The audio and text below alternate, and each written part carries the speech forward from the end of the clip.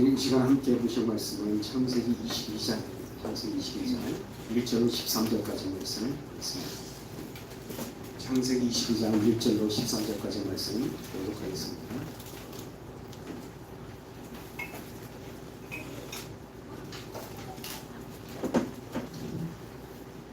그 일 후에 하나님이 아브라함을 시험을 시려고 그를 부르시되 아브라함아 하시니 그가 이르되 내가 여기 있나이다. 여호와께서 이르시되 내 아들 내 사랑하는 독자 이삭을 데리고 모리아 땅으로 가서 내가 내게 일러준 한 거기서 그를 던져버리라. 아브라함이 아침에 일찍이 일어나 나귀의 안장을 지우고 두 종과 그의 아들 이삭을 데리고 번제슬 나무를 즐겨 가지고 떠나 하나님이 자기에게 일러주신 곳으로 가더니 제3일에 아브라함이 눈을 들어 꽃을 멀리 바라보시더라. 아브라함이 종에게 이르되 너희는 나귀와 함께 여기서 기다리라. 내가 아이와 함께 저기 가서 예배하고 우리가 너희에게로 돌아오리라 하고 아브라함이 이에 번제나무를 가져다가 그의 아들 이삭에게 치우고 자기는 불과 칼을 손에 들고 두 사람이 동행하더니 이삭이 그의 아버지 아브라함에게 말하 이르되 내 아버지여 하니 그가 이르되 내 아들아 내가 여기 있노라. 이삭이 이르되 불과 나무는 있거니와 번제할 어린 양은 어디 있나이까. 아브라함이 이르되 내 아들아 번제할 어린 양은 하나님이 자기를 위하여 친히 준비하시리라 하고 두 사람이 함께 나아가서 하나님이 그에게 일러주신 곳에 이른지라. 이에 아브라함이 그곳에 제단을 쌓고 나무를 버려놓고 그의 아들 이삭을 결박하여 제단 나무 위에 놓고 손을 내밀어 칼을 잡고 그 아들을 잡으려 하니 여호와의 사자가 하늘에서부터 그를 불러 이르시되 아브라함아 아브라함아 하시는지라. 아브라함이 이르되 내가 여기 있나이다 하매 사자가 이르시되 그에게 내 손을 대지 말라. 그에게 아무 일도 하지 말라. 내가 내 아들을 내 쫓아가지도 내가 아끼지 아니하였으니 내가 이제야 내가 하나님을 경외하는 줄 아노라. 함께 읽겠습니다. 아브라함이 눈을 들어 살펴보는즉 한 수양이 길에 있는데 뿔이 숯불에 걸려 있는 줄 아브라함이 가서 그 수양을 가져다가 아들을 대신하여 번제로 드렸더라. 우리가 너무나도 잘 아는 본문의 말씀이죠. 너무나도 유명한 말씀이고 이 부분을 가지고 많은 설교도 들었을 것입니다. 오늘 본문의 아브라함의 입장에 대해서 한번 생각해 보았으면 좋겠습니다. 아들을 바치라는 하나님의 말씀을 들었을 때 그리고 아들을 데리고서 모리아산으로 갈 때 3일 동안 갈 때 그 심정 한번 떠올려 보십시오. 하나님의 말씀을 들어서 아브라함의 심정, 그 길을 번제물로 아들을 바치기 위해서 가려며 가는 도중에 아브라함의 심정이 정말 어땠을 것 같습니까? 이미 아브라함은 자신의 아들을 잇는 내주자는 아픔을 겪었습니다. 21장에 보면 자신의 아들, 그것도 80세쯤 낳은 아들입니다. 80세 낳은 아들 이스마엘을 내주자라고 하잖아요. 그것도 심히 근심되었다고 해요. 심히 근심되었다고 했어요. 번민과 고통과 아픔을 이미 아브라함이 겪었습니다. 그런데 오늘 본문에서는 하나님께서 아브라함에게 그것보다 더한 요구를 하고 계십니다. 그 말씀에 순종하기 위해서 아브라함은 아들 이삭을 데리고 3일 동안 하나님께 지시한 곳으로 나아가고 있습니다. 자신 곁에 3일 동안 하면서 두 밤을 지내죠. 두 밤 동안 지내면서 자신 옆에 사고 있는 아들 이삭을 보았을 때 아버지 아브라함의 심정은 어땠을까요? 아들을 결박하여서 제단에 올려놓고 칼로 찔러 죽이려 할 때, 그리고 찔러 죽은 후 그 제단에서 불타는 아들의 모습을 그려보았을 때 그 심정이 어땠을까요? 성경 신학자들은 아브라함의 나이가 15세에서 25살 정도로 그렇게 봅니다. 여기서 아이라고 기록되어 있는데 아이는요, 시편에서는 뭐냐면 청년이 무엇을 그 행실을 깨끗게 해야 할까 하는 청년과 똑같은 말입니다. 그러니까 아이라는 것은 어린 아이를 얘기하는 것이 아니라는 거예요. 청소년이나 청년기라고 볼 수 있는 겁니다.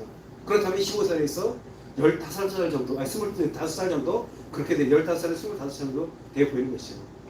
그렇게 한 20여 년 키우면서 아브라함의 마음이 어땠을까요? 하나님의 언약의 자손이 잘 자라고 있구나. 그 마음이 얼마나 흐뭇했겠습니까? 애지중지하면서 쳤을 것입니다. 2절에 보면 하나님께서 아브라함의 이삭에 대한 어떤 마음인지 너무나 잘 알고 있다는 뜻이 말씀합니다. 2절에 보면 내 아들, 내 사랑하는 독자 이삭을 이라고 말하고 있죠. 여기에서 이 말은 3번 반복하고 있는 거예요. 내 아들을, 그 다음에 내가 사랑하는 유일한 아들을, 이삭을 3번 그 3중에서 강조하고 있는 거예요. 아브라함에게 이삭이 어떤 아들인지를 하나님께서 잘 알고 있다는 겁니다. 실제로 보게 되면 아브라함과 아들 이삭의 대화가 나오죠. 이삭이 아브라함 부르는데 내 아버지여라고 부릅니다. 그래서 아브라함이 이삭이 뭐예요? 내 아들이라고 불러요. 그러나 아버지 그렇게 부르지 않고 내 아버지여. 그래서 아브라함도 내 아들아라고 그래요. 이건 무슨 그만큼 끝끈하다는 겁니다. 애정이 깊다는 거예요. 그런데 그 아들이 자신이 번제물이 되는 줄도 모르고 아버지 아브라함을 따라가고 있습니다. 아무것도 모르고 따라오는 자신에게 일어날 일이 무엇인지도 모르는 아들 이삭이 아브라함에게 묻습니다. 불과 나무는 있거니와 번제할 어린 양은 어디 있습니까? 이 말을 들었을 때 아브라함이 심장이 어땠어요? 아브라함은 지금 그 고통과 괴로움의 길을 가고 있는 겁니다. 모리아 산에서 가고 있는 겁니다. 그런데 오늘 본문을 보면 너무나도 참 이상해요. 아브라함의 행동을 보게 되면 하나님의 말씀을 적극적으로 순종하고 있는 것을 보입니다. 말씀부터 따라가고 있지 않습니다. 1절에 보면 부르시되라는 말이 아니라 부르시되. 우리가 하나님이 지금 당장 옆에 있는 것이 아니라 멀리서 아브라함아 크게 불러야 되지 않겠어요? 아브라함아 크게 불러야 되지 않습니까? 근데 지금 여기서 부르는 아브라함은 아브라함 부르는 건 그게 아니에요. 아브라함을 그냥 바로 앞에서 테이블 앞에 놓고 대하듯이 아브라함아 이렇게 부르시고 단어가 달라요. 아무개야 하고 소리 지를 때는 히브리에서 카라예요. 그런데 부르시되 조용히 부른다는 게는 아마르예요. 그래서 조용히 불렀다는 거예요. 아브라함아. 그래서 아브라함이 어떻게 말합니까? 그가 유대인이라고 그를 가르쳐. 그래서 조용히 부르자. 이 말은 뭐냐면 그러자 그가 대답했다. 바로 대답했다는 거예요. 내가 여기 있는데라고 바로 대답합니다. 무슨 얘기예요? 그 말씀 순종. 하나님 말씀하십시오. 내가 순종하겠습니다. 이사야 선지자에 부를 때요. 누가 나를 갈 거야 할 때 내가 여기 있나이다라고 이렇게 똑같은 대답입니다. 아브라함은 하나님의 말씀에 즉각적으로 순종할 수 있도록 영적으로 민감하게 깨어 있었다는 겁니다. 하나님의 관계가 그만큼 친밀해 있었다는 거예요. 영적으로 민감하게 깨어 있었다는 걸 본문에서 더 찾아볼 수 있습니다. 2절에 보면 데리고라는 말이에요. 데리고.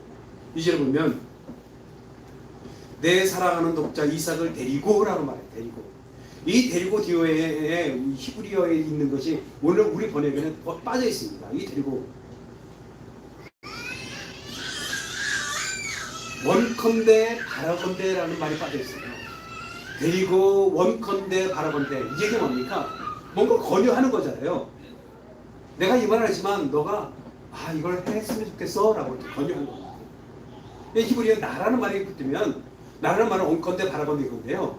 데리고 명령의 앞에 이 나라는 말이 붙어 있으면 뭐냐면 명령에 순종하는 거잖아요. 순종을 요구하는 거예요. 즉각 순종을 요구하는 건데 이거 나라는 말이 붙어 있으면 권고형이에요. 권고형. 이렇게 얘기해요. 아브라함에게 아브라함아 한번 해보지 않을래? 선택은 너가 해. 선택권을 주었기 때문에 아브라함 해도 되고 하지 않아도 된다는 거예요. 그런데 아브라함은 그 말을 또 어떻게 합니까? 이 3절을 어떻게 시작하고 있습니다. 아브라함이 아침에 일찍이 일어나라고. 아침에 일찍 일어나 출발했다고 말씀하고 있습니다. 무엇을 말씀하고 있는 걸까요? 아침에 일찍 떠나려면 전날에 준비를 다 했어야 된다는 거예요. 하나님의 말씀을 전적으로 순종했다는 아브라함의 의지가 보입니다. 그리고 5절을 볼까요? 5절에 보면 예 아브라함이 종들에게 이르되 너희는 나귀와 함께 여기서 기다리라. 내가 아이와 함께 저기 가서 예비하고 우리가 너희에게로 돌아오리라. 왜 아브라함이 두 종을 여기에 머물라고 했을까요? 왜 저기 가서 이제 아들과 함께 이삭과 함께 예배하고 돌아오겠다고 얘기했을까요? 아브라함이 이삭을 100세 얻었습니다. 얻을 수 있는 가능성이 그에게는 없었습니다. 그러나 하나님께서 그에게 주었습니다. 아브라함이 그 아들을 어떻게 키워하는지 보았습니다. 아브라함이 이삭을 볼 때마다 눈에서 사랑의 꿀이 뚝뚝 떨어지는 것을 보았을 거예요. 그런데 그 아들을 아버지가 죽이려고 하는 그 장면을 보았을 때 두 종을 어떻게 했을까요? 말렸을 것입니다. 왜 두었을까요? 하나님의 말씀에 온전히 순종하기 위해서, 순종하는 것을 방해하면서 막기 위해서 되도록 거기에 머물게 한 것 아닐까요?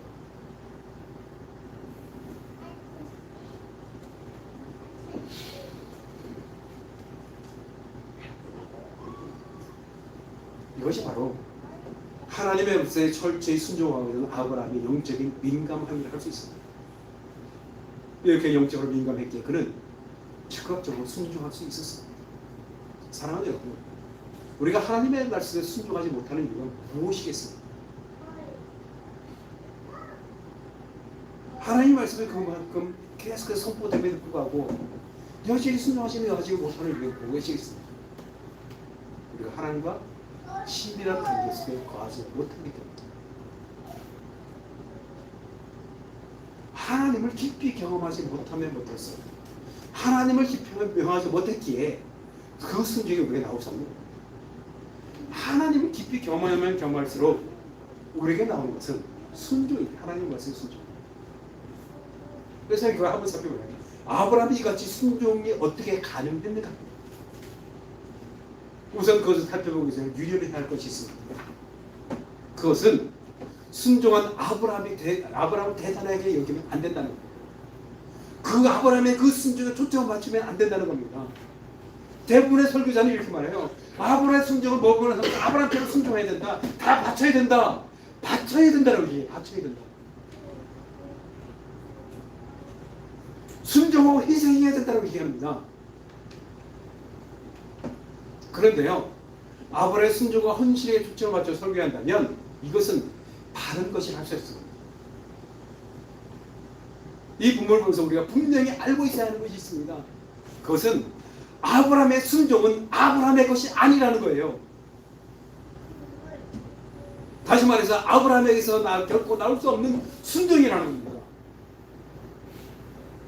그러므로 초점은 말씀에 순종한 아브라함이 아니라 아브라함으로 하면서 순종하게 하신 하나님에게로 향하면 오늘의 20장의 아브라함의 대단한 믿음의 주상으로 부릴 수 있는 이 믿음의 순종은 하나님의 작품이라는 겁니다. 하나님께서 만들어내신 결과물이라는 거예요. 이삭도 하나님이 만들어내신 결과물이고 아브라함의 순종도 하나님께서 만들어내신 결과물이라는 거예요. 제가 여러분들 이 부분에서 아브라함에 대해서 설교하면서 반복해서 말씀드린 문구가 있습니다. 그럼에도 불구하고의 하나님, 그럼에도 불구하고의 하나님. 아브라함이 무엇을 했음에도 불구하고 하나님은 아브라함에게 하신 언약을 폐기하지 않으셨습니다. 아브라함이 비겁하게 행동했음에도 불구하고 하나님은 당신의 언약을 위해서 아브라함과 사라를 보호하셨습니다.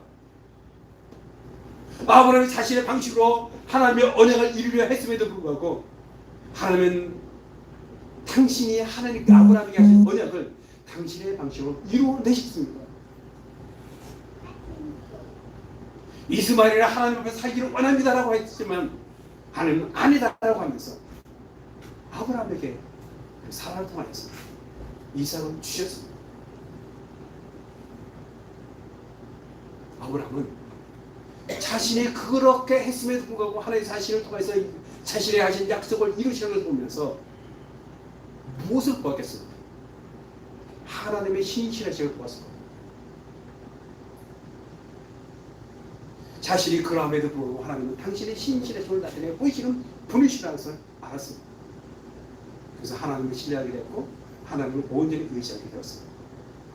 결국 하나님의 말씀에 적극적으로 순종하게 만드셨습니다. 지난주에 이 말씀에 대해서도 말씀드렸었습니다. 21장 33절에 이런 말씀이 있죠. 아브라함은 브엘사바에 에셀 나무를 심고 거기서 영원하신 여호와에게 불렀습니다. 여호와 이름을 부른 것은 그와 함께하신 자신과 함께하신 그 하나님을 경험했기 때문에 가능했다라고 말씀드렸습니다. 그 하나님이 어떤 분인지 알았기에 그 이름을 부른 겁니다. 여호와 이름을 부르면서 예배했던 겁니다. 그러면서 이 고백에 무엇을 의미했다고 했습니까? 에셀 나무를 보였습니다. 에셀 나무가 오랫동안 자란다고 말씀드렸습니다. 사막에서 오랫동안 자란다고 말씀드렸지 않습니까? 오랫동안 자라는 그 나무를 심어뒀다는 얘기는 하나님의 언약을 살겠다는 의미라고 말씀드렸지 않습니까? 하나님의 말씀을 따라 살겠다는 고백이 담겨있다는 말씀입니다. 예배와 에셀 나무는 하나님의 말씀을 따라 살겠다는, 하나님의 언약을 위해서 살겠다는 그런 고백이 담겨있다는 말씀드렸습니다.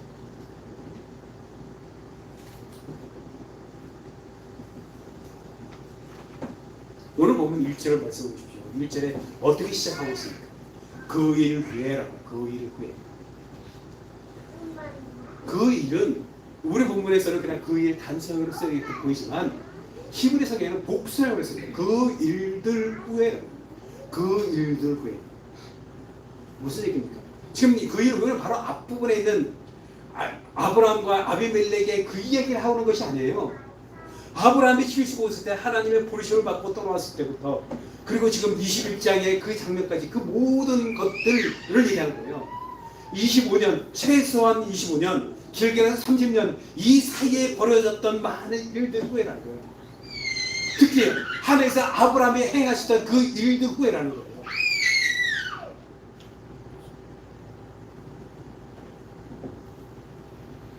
하나님은 그 사건들로 아브라함의 신앙을 강도하셨고 이제 하나님은 그 믿음의 성숙함을 친히 확인하려고 하고 있습니다. 그래서 시험하시려고 하는 거예요. 시험은요 어느 단계에 이르는지 테스트하는 거잖아요. 우리 신앙을 무너뜨리게 하기 위한 것이 아니라 어느 단계에 이르는지 테스트하는 것이 바로 시험이에요. 지금 그것을 하고 있는 겁니다. 하나님께서. 본문의 결론을 보게 되면 아브라함은 그 시험을 멋지게 통과합니다. 더 정확하게 말씀드리면 하나님은 아브라함은 그 시험을 통과하도록 그를 다듬어 모셨다는 것이 오늘 본문에서 증명되고 있습니다. 하나님은요 우리 신자를 그렇게 만들어 가요. 그래서 사도 바울이 에베소 4장에 그리스도의 장성한 분에 충만한 데까지 이르리니 그렇게 만들어 가신다. 하지만 그렇게 되기까지 신자의 삶은 고달프고 필요했습니다.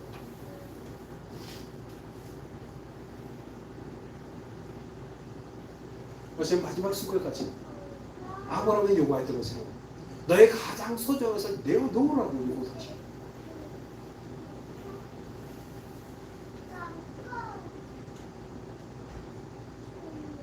로마서 1장에 보면 이런 말씀이 있어요. 믿음으로 믿음에 이르게 하라. 이 말씀이 어떤 의미입니까?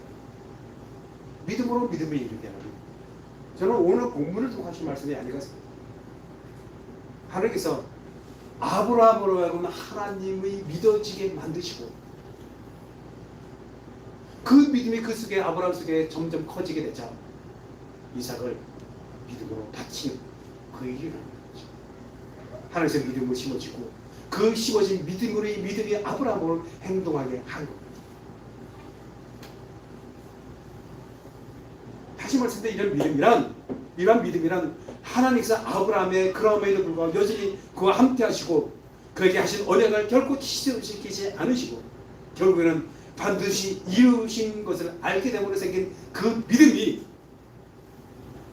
결국 이삭을 바치게 하는 믿음으로 나아가게 하겠다는 것 뜻입니다. 그래서 히브리서 기자는 이렇게 말씀해요. 아브라함은 시험을 받을 때 믿음으로 이삭을 드렸으니 그는 약속들을 받은 자로되 그 외아들을 드렸느니라.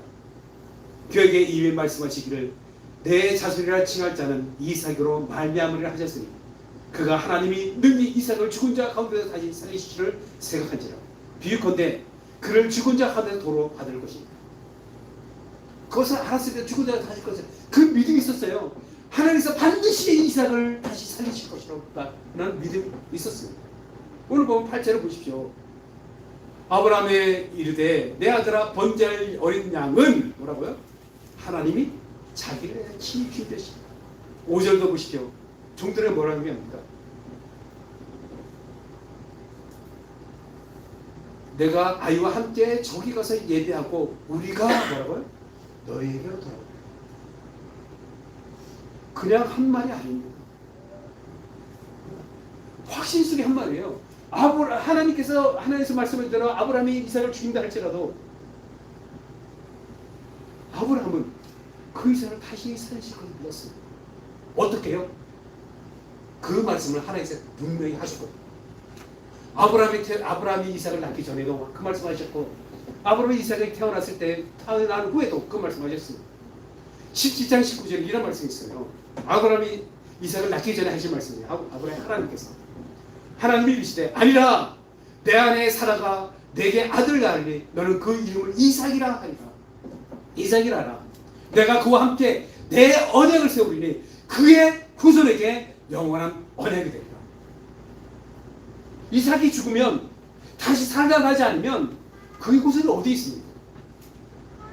하나님 그런데 그의 후손에게 언약하실 것, 그의 후손과 영원한 언약을 할 것이라고 말씀하고 있습니다. 그리고 21장 12절에서 이렇게 말씀합니다.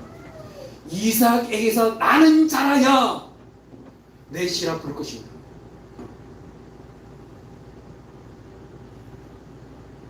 아브라함은 하나님을 믿었습니다. 죽인다 할지라도 하나님이 이삭을 통해서 당신의 언약을 계속 시키실 것입니다.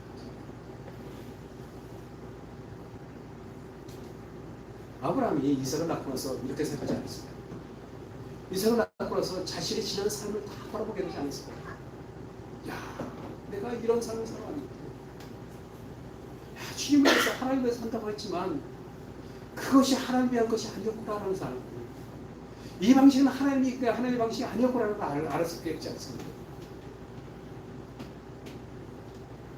모든 사건들이 이삭으로 연결되게 됩니다. 그리고 그 이삭은 뭐로 연결됩니까? 하나님의 언약으로 연결됩니다. 패기치 않으시는 하나님, 당신의 언약을 패기치 않으시는 그 하나님께서 만일 당신의 말씀을 따라 이삭을 죽인다 할지라도 그 언약은 여전히 폐기되지 않을 것이다. 그 믿음이 그에게 있었던 것입니다. 무슨 말씀드리려고 하냐면 아브라함의 순종은 하늘에서 만들어내신 결과물이에요. 하나님은 아브라함이 이삭에게 낳기까지 아브라함이 요구하신 것이었어요. 그것은 자기를 부인하는 자기의 능력으로 하나님의 뜻을 이루려는 것을 내려놓고 하는 것이었습니다. 그리고 이제 마지막으로 한 번 더 그 부인의 삶을 살고 있는지 자기의 부인의 삶을 살고 있는지 이삭을 파치하는 것을 통해서 시험하고 있습니다.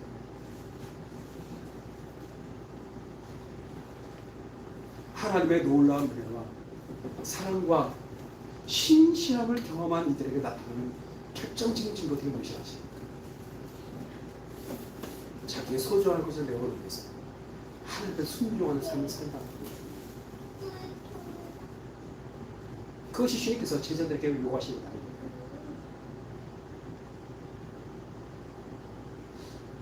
무슨 말씀이냐면 하나님의 은혜와 하나님의 사랑과 하나님의 신실함을 경험하는 것이 우리로 하여금 자기 부인의 삶, 순종의 삶을 살게 만듭니다. 하나님을 얼마나 지키고 하나님과 얼마나 친밀한 관계를 맺고 있느냐, 그것을 돌아보아야 한다는 겁니다. 예수님께서 제자들에게 말씀하셨습니다. 제자들에게 3년 동안 제자들을 양육하고 훈련시키지 않습니까? 당신의 말씀을 이해시킵니다. 그리고 이제 십자가를 지게서 예루살렘을 가는 도중에 지금 뭐라고 말씀하시죠? 나를 따라오려고 자기를 부인하고 자기 십자가를 지고 나를 따를 것입니다. 그런데 제자들은 도망갔지 않습니다. 그리고 그들이 언제 주님을 따릅니까? 부활의 십자가에 죽으신 주님, 부활하신 주님, 그 주님을 보고서 주님을 위해서 자신의 목숨을 빼앗았습니다. 복음과 십자가에서 죽는 것을 마땅하게 해석합니다. 자신을 전적으로 주님 앞에 드리는 삶을 살게 되는 것이죠. 이것이 자기 부인입니다.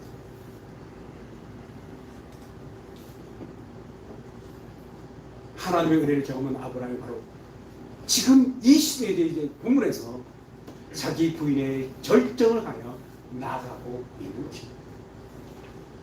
이삭은 아브라함의 인생의 전부요, 자기 생명보다 더 소중한 존재입니다. 그는 그렇게 자기 부인의 길, 자기를 죽이는 십자가의 길을 가고 있는 것입니다.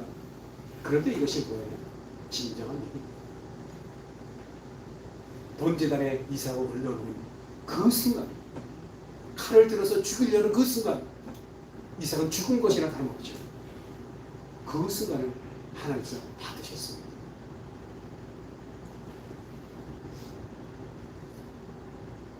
진정한 예배 무엇이겠습니까?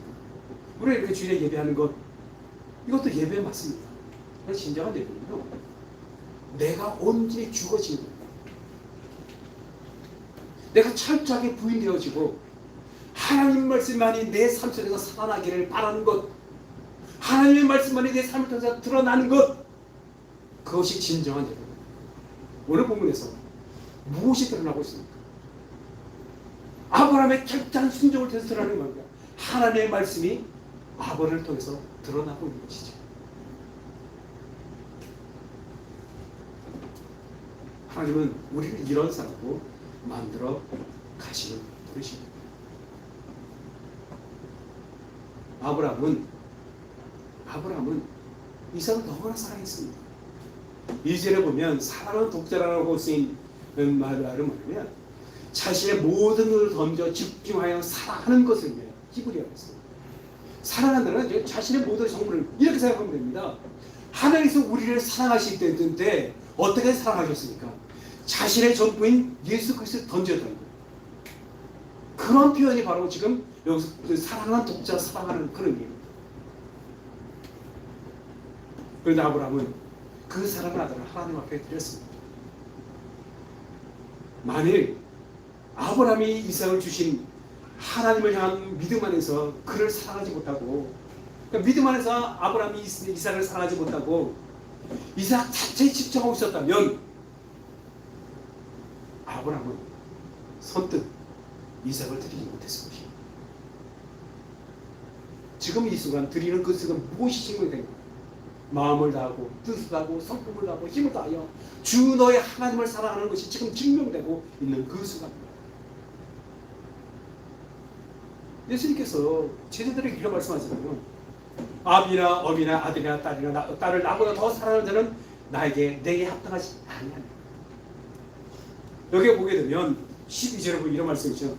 내가 이제야 내가 하나님을 경외하는 줄 아는가. 무엇을 보고요? 아들을 바치는 것. 이것을 이렇게 해서 만일에 아들을 바치지 않고 아들을 아꼈다면 그건 뭐예요? 아들이 아브라함에게 우상이 되는 거예요.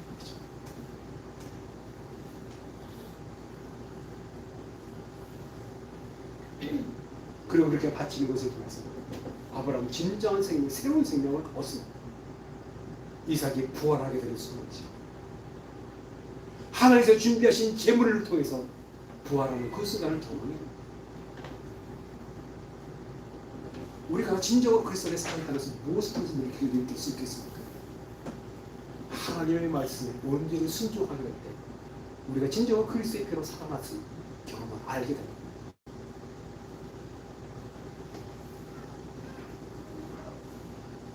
그러나 하나님께서 그래서 그걸 보고 여호와 이레라고 했잖아요.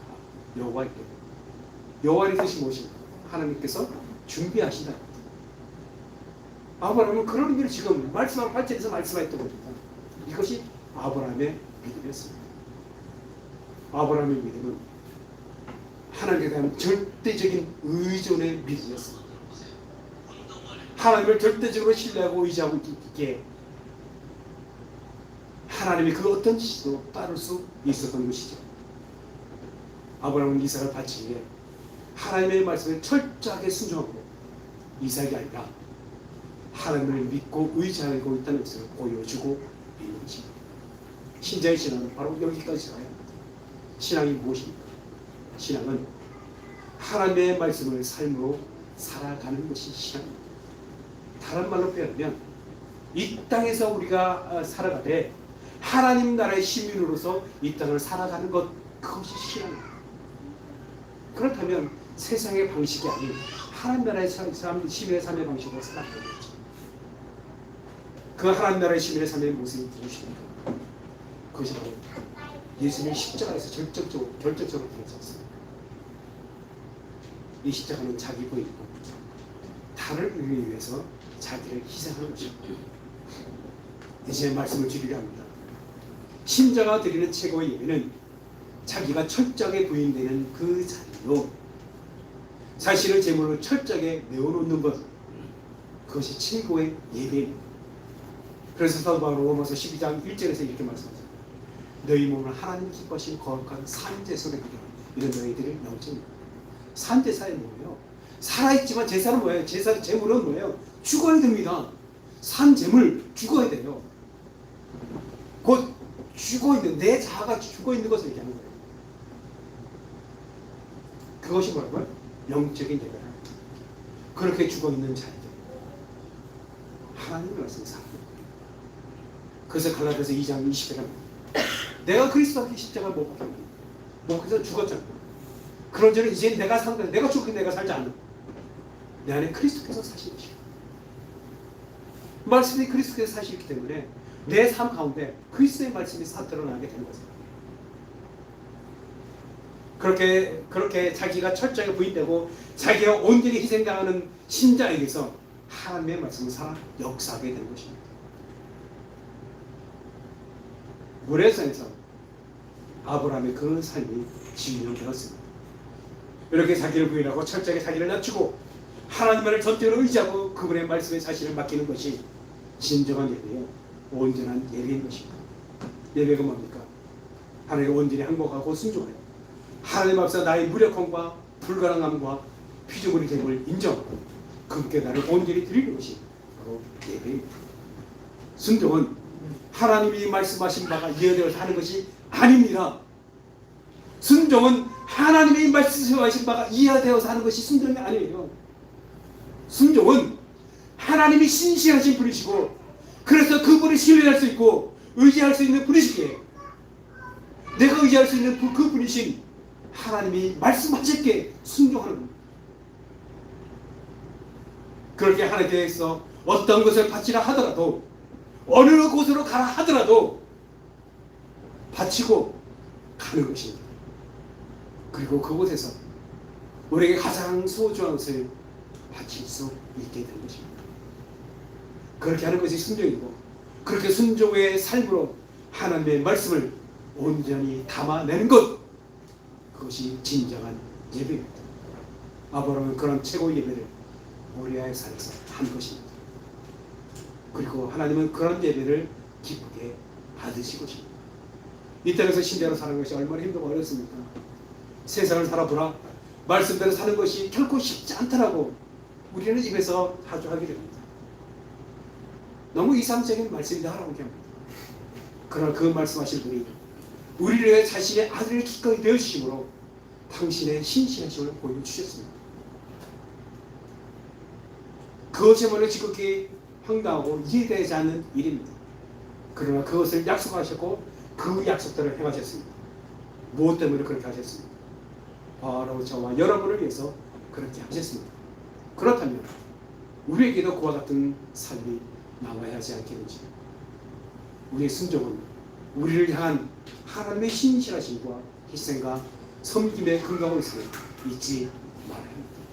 그것은 안다면 신자에게서 순종해 나와야 하는 것은 지극히 당연한 것이 아니겠는지 기도하겠습니다.